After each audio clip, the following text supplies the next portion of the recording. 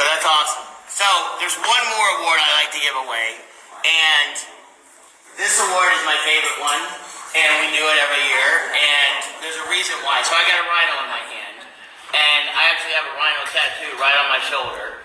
And so I have a mentor. When I first started working with him, he talked about rhinos, and I was like, what do you care about a rhino? They're big, dumb animals. They don't move very fast. Then I started finding out about them.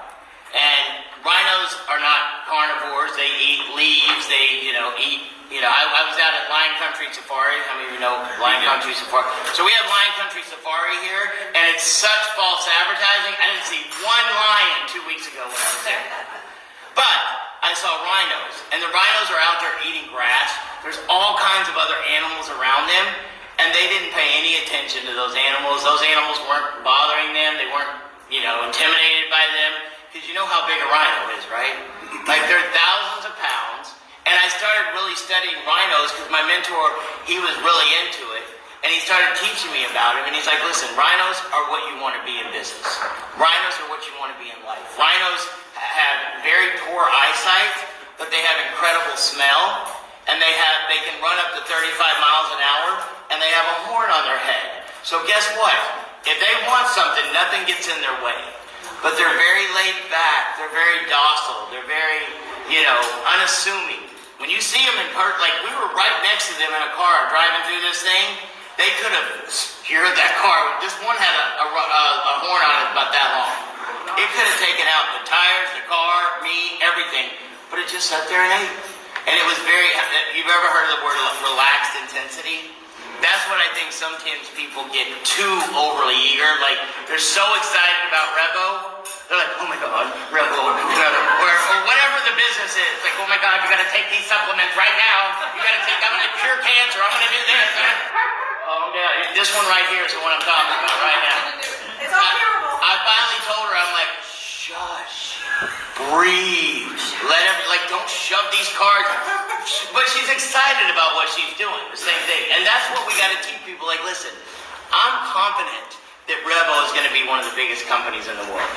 And I know because I know what we're doing, and I know we're building it the right way, and I know we overcome obstacles on a daily basis. I heard Elon Musk say that a CEO's job is to overcome the problems that nobody else can handle. That's why I don't get freaked out. Like, I get freaked out about the little things. If the music's not playing whenever I stop talking, I lose my mind. Rich and I have been around each other for 15, 16, 18 years. There's little things, like that may not seem like something much to someone, but if the right music's not playing at the right time, the ambiance isn't in the atmosphere, you can ask Lisa, Rich and them. I was in this room this morning trying to get the tables and the chairs exactly right. Because I want you, when you come into this, to have an amazing experience. I want you to walk out of here today and go, man, this wasn't 400,000 people, but they treated it like it was 20,000. Because I want you to get as much out of this as you possibly can, because I know that you gave up your time. I know that you gave up, whatever you had to be here. And so I want people to walk out of here and go, man, I have a Rhino mentality. And so I look for that every single year. Last year, Rodney was the one that I gave it to, because Rodney's been one of those people that really supported us through the ups and downs, through different businesses, when we pivoted from one thing to another, and just stuck with it over and over and over. And so then this year I started thinking about it. And I was like, who am I going to give it to? And I started thinking about somebody that just got here a little bit ago. But I started thinking about them because there was a point with the company that we would open a city, and if you didn't do what you were supposed to do, we had to shut it back down. But we just put it, not shut it, but pause it. Because what I told people is like, listen, we start doing rides in the city, and people don't take them. Guess what happens? That looks bad on the company, right? And so I said, West Palm Beach opened, and I'm not here a lot, so I couldn't take a lot of the rides. I couldn't keep it going. And we had some other people that were here. Like, listen, we opened the business in the beginning. We opened Miami. I had 200 drivers. They were like, oh, we're gung-ho. We're going to do everything. I saw one of them the other night at another event, and I'm like, remember me? And he goes, oh, yeah, I remember you, Paul. And I'm like, remember how you promised me we were going to do all this stuff? And I go, I'm going to make it the worst mistake you've ever made that you didn't keep this thing going. I said, we're doing well up in West Palm. We got it going in Kansas City. We're in Galveston. If they would have done what they were supposed to do in Miami, when we opened Miami as the first city, guess how much further ahead they would be than everybody else right now. But they didn't. They didn't keep the vision. They didn't keep working. And so we opened West Palm, and we ended up putting it on pause because there were some rides being missed and some things weren't, and it wasn't anybody's fault. It just happened. And so then I had somebody that called me up, Art called me up and said, I really want to open this city back up. And I said, no. I said, I'm not doing it until we get things right. And he goes, listen, I'll do it. I want to, and at this point I didn't know about his health issues and things like that, but I said, listen, I'm all about people getting second chances. It wasn't that we wanted to close it forever. We just had to make sure things right. And I had a conversation with him, and he reached out to me and sent me an email, and I know a text, and I know I'll do this, and I'm going to make sure that this happens.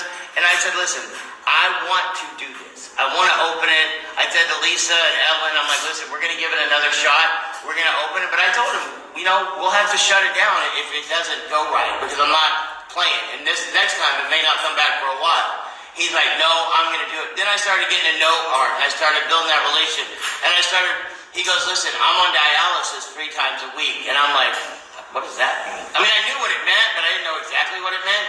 Like, he goes to dialysis 3 times a week and has to sit in a chair for 3 hours at a time, right? 2 or 3 hours at a time, 3 times a week. I don't know much about it, but I do know it drains you, and it makes you tired. And he goes, I said, well, with all that stuff going on, you're still going to be able to do it? He goes, I'm going to make it happen. I'm going to do it. And it's like, I'm about to get emotional, but I started going, man, that's the kind of person I can work with. That even with everything he's got going on, still says, I'm going to make this thing happen. And that's a Rhino mentality. And so, it was funny because not funny, I had somebody that I needed to get a ride down from where they were up in Stewart. We weren't open in Stewart. And I said, hey, Lisa, let's open this up, put it out there. And I figured some other driver would pick it up. And all of a sudden I hear Arthur's picking it up. And then I hear that he left dialysis to go pick up the customer. And I'm like, please don't die because of my customer. Like, I should have gone and picked him up. But what really impressed me was that he was willing to do that, because that sets an example for the people he's working with. A lot of you that are in this room today are here because of Arthur. And then yesterday he texted me and he goes, man, I just got to let you know, I've been dealing with the flu this week. I got sick. I had this problem. I had that thing going on. I said, listen, don't be here. Do whatever you got to do. Take care of yourself. Like, this is not that important in the grand scheme of life. But then today I said, I told Amapwa, I said, let Arthur know we're doing the award. I'd like him to at least watch us. And she goes, no, he's on his way here. And I was like, man, if he gets me sick, I'm just kidding. I'm really important if he gets me sick. But this award this is one of my personal rhinos. I bought this on a trip when I was, I think I don't remember where I was. This may have been from Dubai, I'm not sure. But this is one that I bought for myself because I have a collection of them at home, and I do that every year. Rodney has the one from last year. And I take one of my rhinos that I personally buy and pick out, and I give it to someone. And this is the last one I have of this, but I want to give this award to Mr. Arthur Mongo and have it.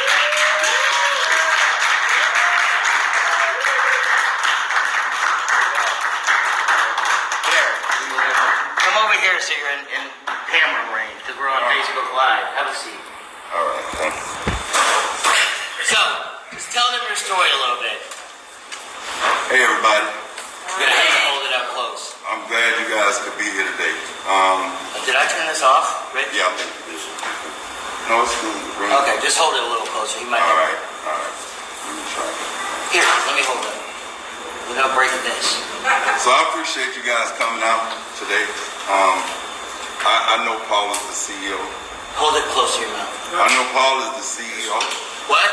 Paul is the CEO. No, hold on. My fault. Yes. Is it on now? No, it is now. Sorry about that. Okay. You all right? Yeah. There you go. All right.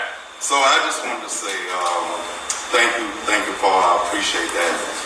And I want to show appreciation to Lisa, James, Jeannie, and everybody else. But I treat this as if I'm the founder. Okay? My attitude. Good. I'm going to send you some bills. My attitude and my drive about this is one where I feel like this has to happen.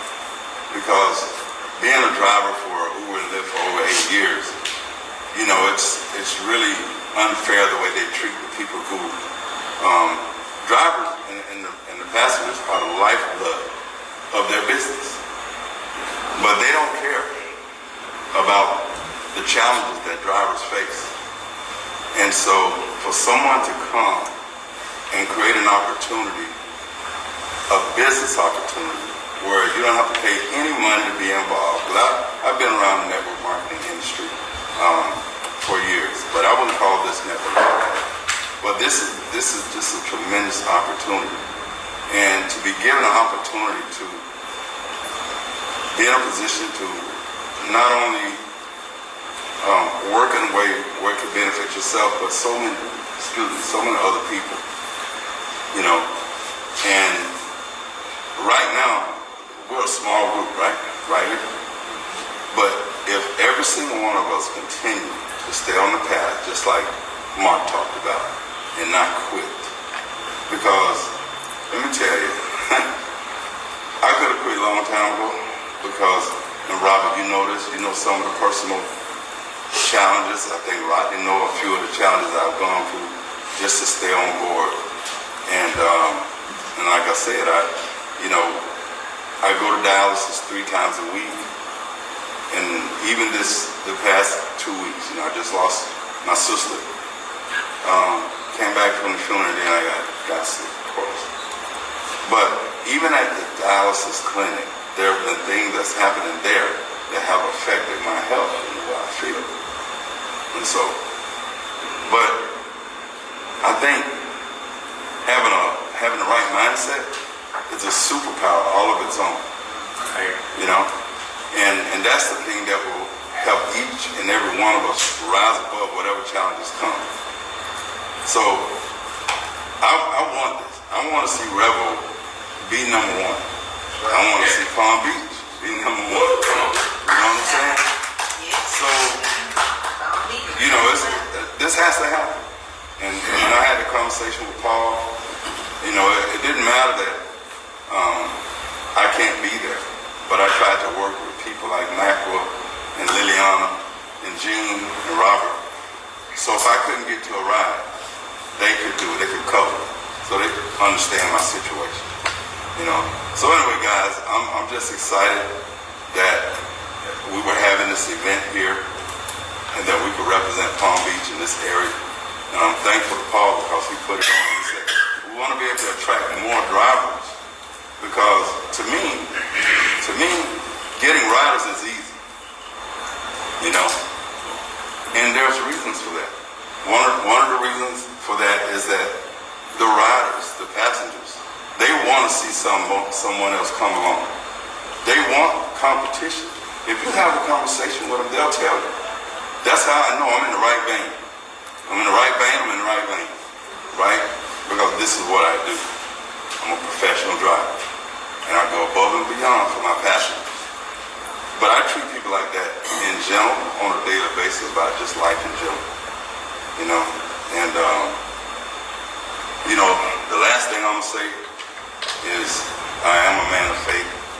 I give all praise and honor to Jehovah God and His Son Christ Jesus for anything that I'm able to do, because I can't do it on my own. Can't do anything. But my belief is strong in what Paul and the team is building. My belief is strong, and all the things that you guys are going to go out and do and accomplish, my belief is strong to where we're going to take it over, because right now, the way this platform is built, it's built to become number 1.